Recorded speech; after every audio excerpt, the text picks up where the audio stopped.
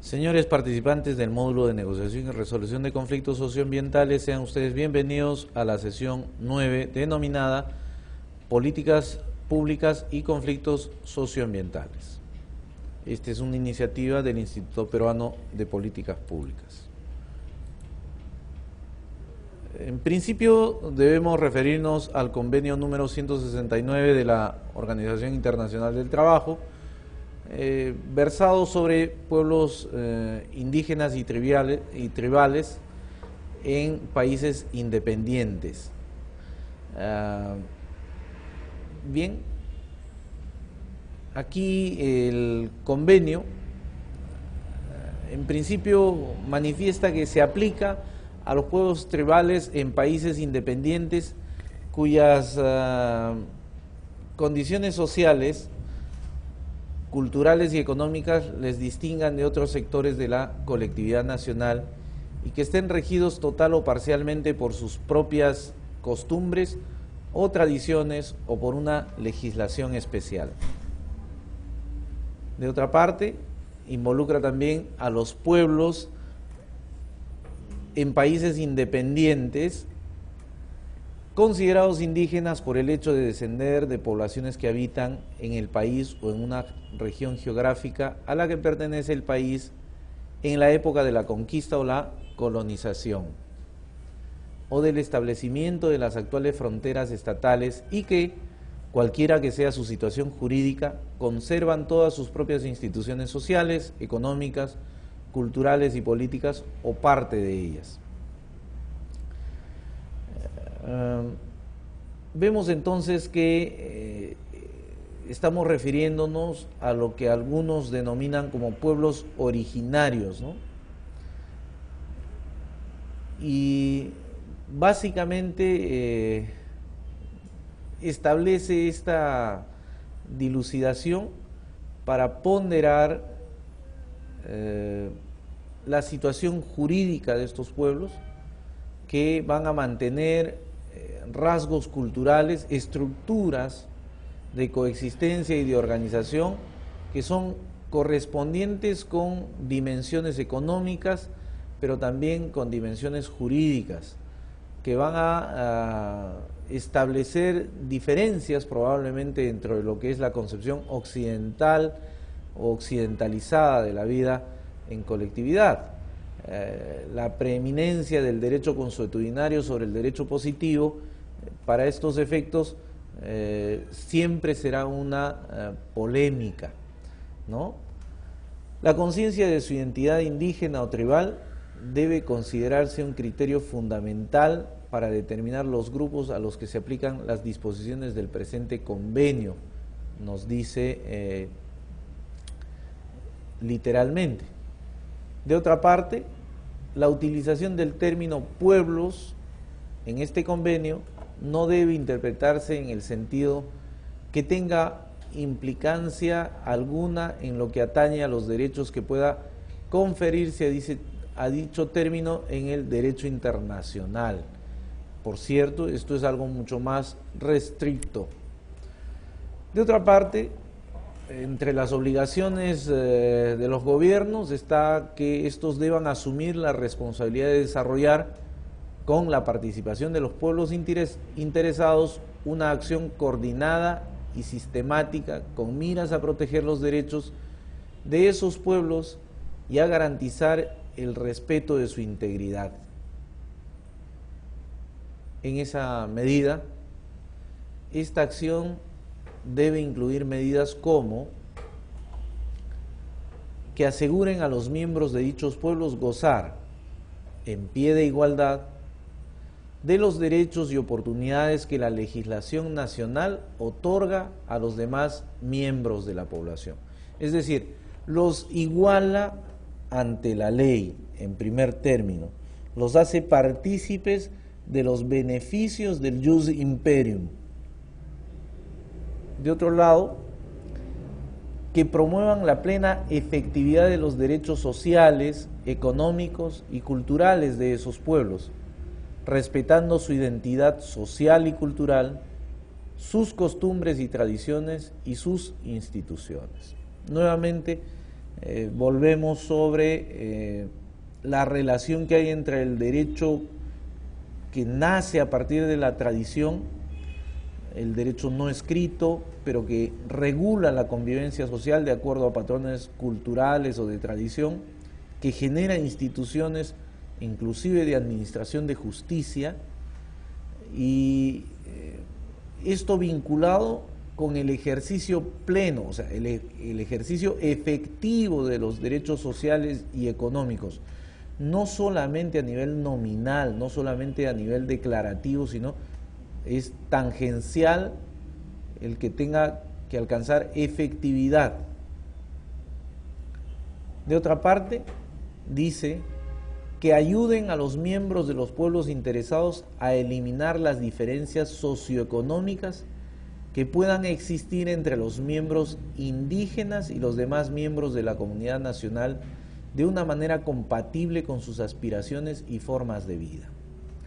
Al respecto, si el primer ítem citado establece la igualdad ante la ley, en este tercer ítem lo que podemos recuperar es que de modo muy puntual apela al desarrollo de una política de discriminación positiva. Entonces ya la igualdad tiene que ver más o alcanza una dimensión de equidad sobre la base de las necesidades. El Estado se ve obligado a intervenir de modo desigual para desarrollar e igualar, es decir, para hacer efectiva la igualdad hay que tener una intervención equitativa, discriminada positivamente, para justamente eliminar las diferencias socioeconómicas que puedan existir entre estos miembros, en algunos casos de poblaciones vulnerables, que se ven sumidos en la extrema pobreza, que están desconectados de los procesos productivos generales a nivel nacional o que están subatendidos en los servicios por el Estado, etcétera, etcétera, etcétera. Como ven, apreciados participantes, esto va dándole un marco general a la intervención que el Estado debe tener en respeto al convenio 169. De otra parte, los pueblos indígenas tribales deberán gozar plenamente de los derechos humanos y libertades fundamentales sin obstáculos ni discriminación. En este caso, la discriminación en su acepción negativa, ¿no?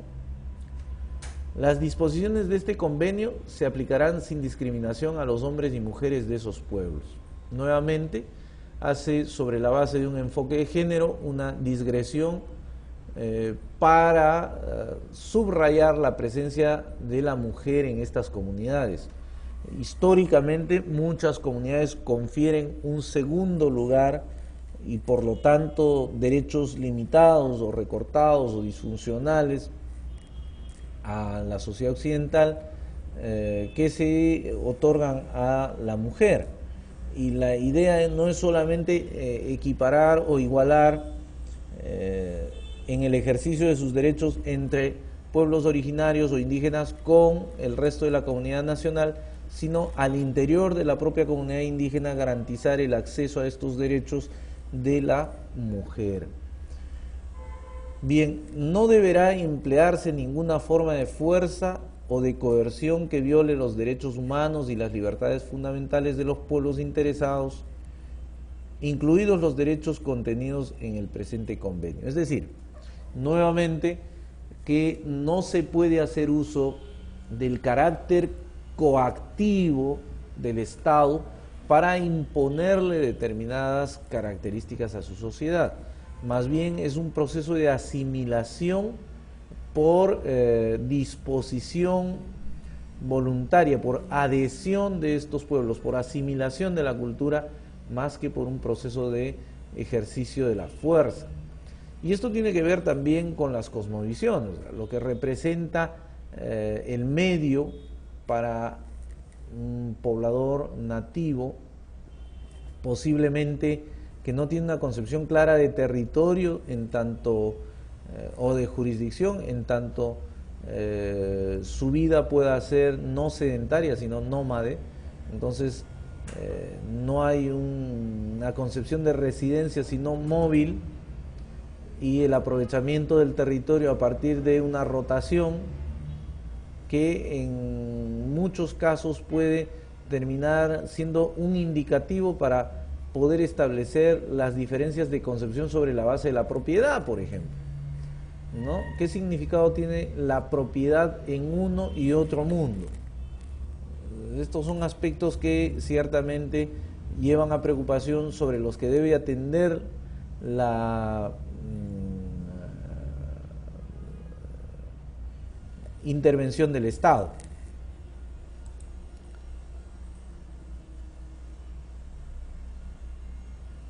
¿Cuál es el objeto de la ley? La ley de consulta previa a los pueblos indígenas, sancionada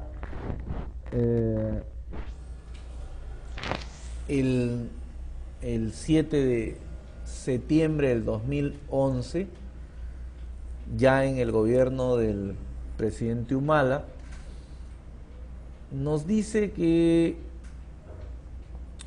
desarrolla el contenido, los principios y el procedimiento del derecho a la consulta previa de los pueblos indígenas u originarios respecto a las medidas legislativas o administrativas que las afecten directamente.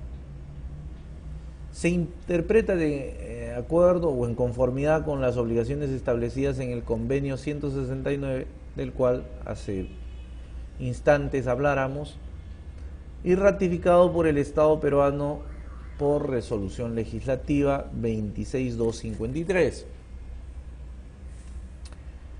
Y partimos de un aspecto que es por qué o cómo se explica el derecho a la consulta en los pueblos indígenas. Y es que este derecho a ser consultados de forma previa sobre las medidas legislativas o administrativas que afecten directamente sus derechos colectivos se expresa también sobre su existencia física, su identidad cultural, la calidad de vida o desarrollo, y por lo mismo corresponde efectuar la consulta respecto a los planes, programas, proyectos de desarrollo nacional y regional que afecten directamente estos derechos. En la medida en que planes, programas, proyectos terminen afectando la calidad de vida, el desarrollo, la identidad cultural, deben ir a procesos de consulta. Ahora, el Estado se impone a través de esta ley la obligatoriedad de implementarse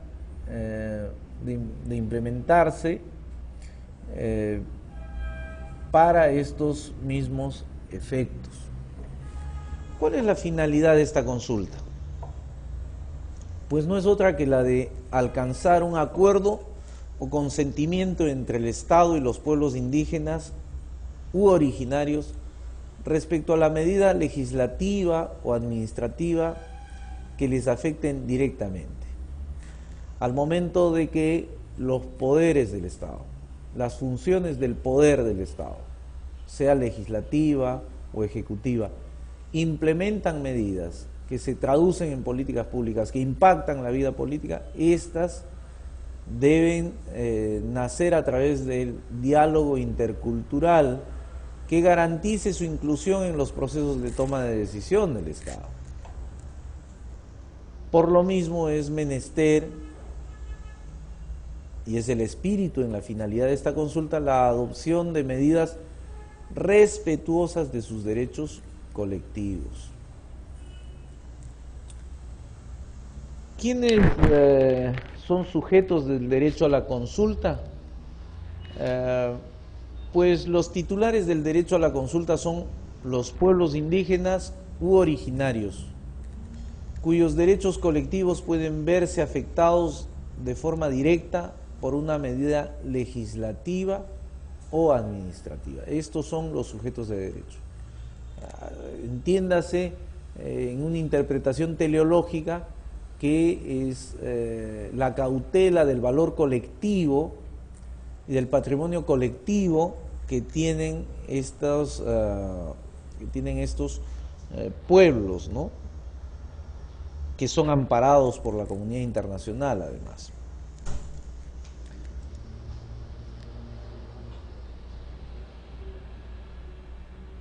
¿Cuáles son los principios rectores del derecho a la consulta previa?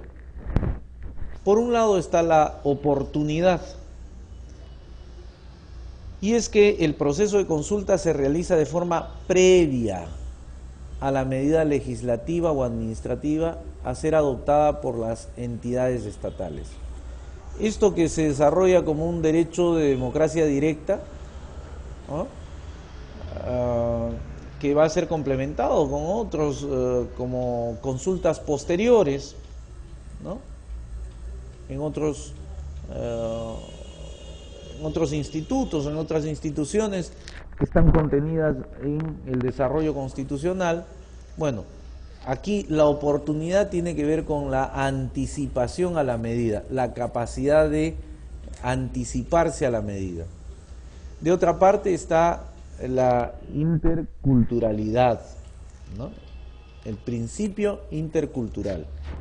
Y es que el proceso de consulta se desarrolla reconociendo, respetando y adaptándose a las diferencias existentes entre las culturas y contribuyendo al reconocimiento y valor de cada una de ellas.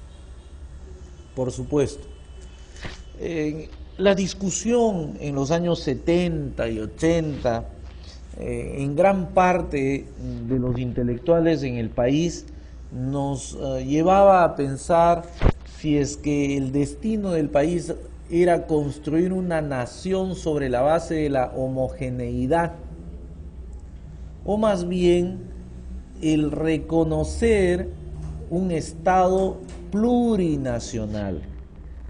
La concepción ha ido variando, ha ido cambiándose, ha ido desarrollándose, y hoy el respeto a la interculturalidad hace de esta un potencial enorme para el país. Si en muchos casos hablamos de la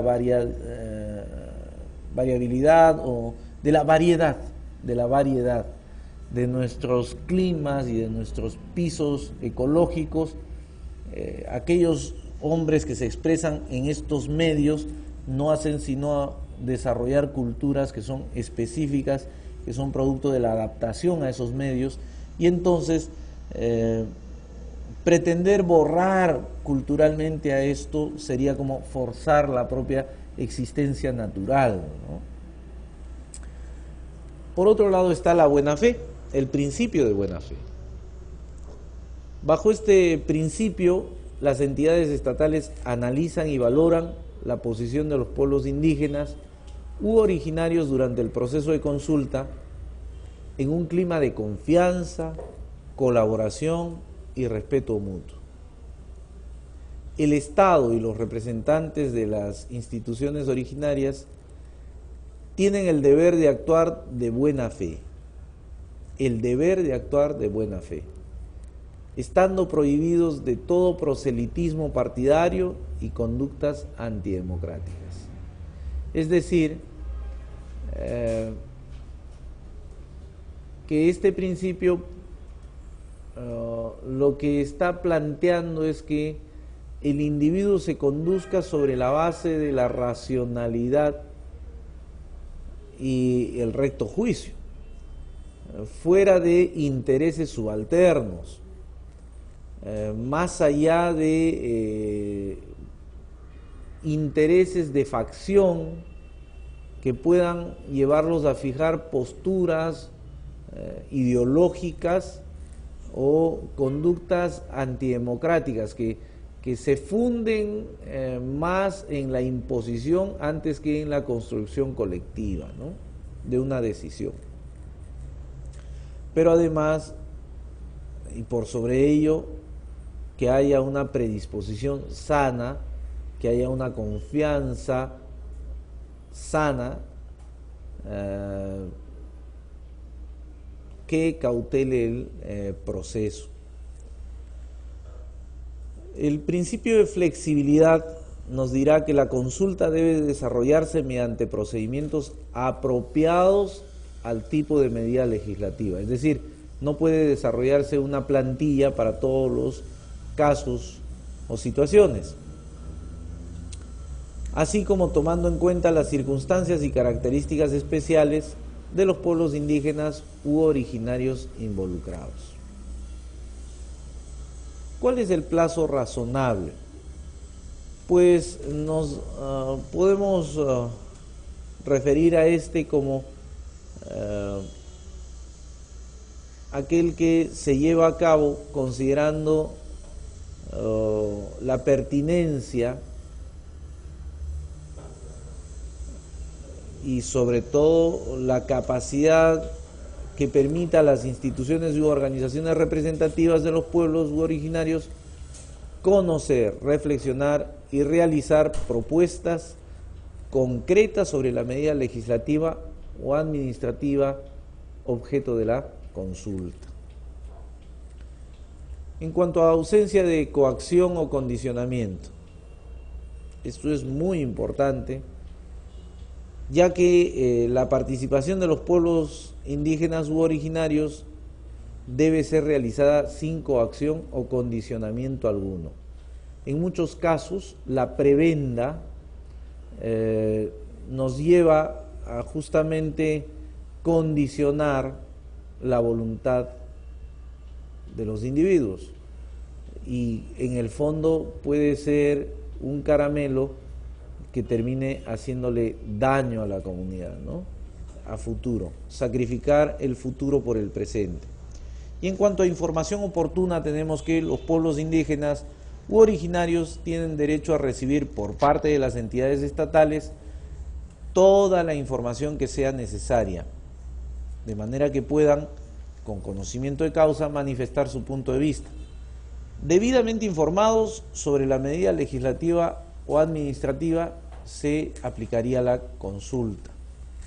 El Estado tiene la obligación de dar esta información desde el inicio del proceso hasta los resultados finales, siempre con la debida anticipación.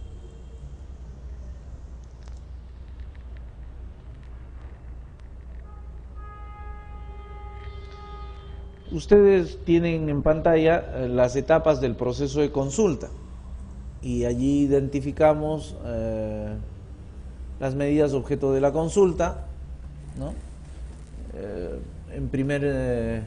Como primera etapa, identificación de medidas objeto de la consulta. Una segunda etapa, identificación de los pueblos indígenas u originarios a ser consultados, es decir, una focalización. La información sobre la medida legislativa o administrativa que se va a dar a estos pueblos identificados. Una evaluación interna de las instituciones,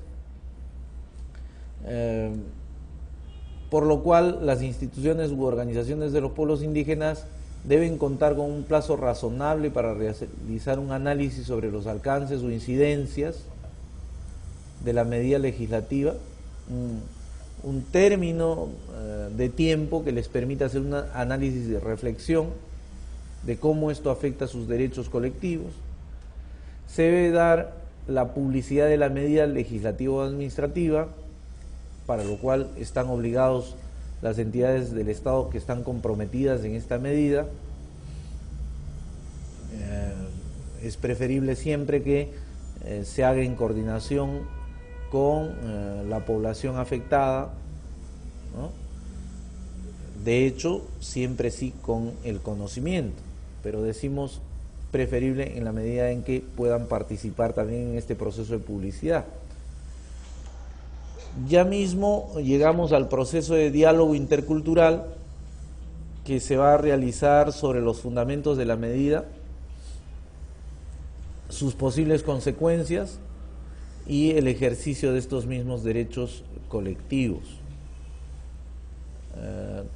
recogiendo en esta etapa las sugerencias, planteamientos o cuestionamientos que hagan los pueblos indígenas u originarios.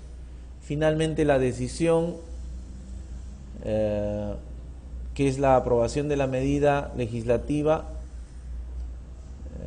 que corresponde a la entidad estatal competente de acuerdo a lo alcanzado como consensual entre el Estado y los pueblos indígenas, lo que va a trasuntar en que termina siendo de obligatorio para ambas partes. Es vinculante en este sentido, ¿no? Los acuerdos del resultado del proceso de consulta son exigibles en sede administrativa y judicial, de manera que quede garantizada su efectividad. Por último, ya en el aspecto del idioma, tiene que aplicarse el criterio de diversidad lingüística en los pueblos indígenas u originarios, particularmente donde la lengua oficial no es hablada mayoritariamente por la comunidad indígena.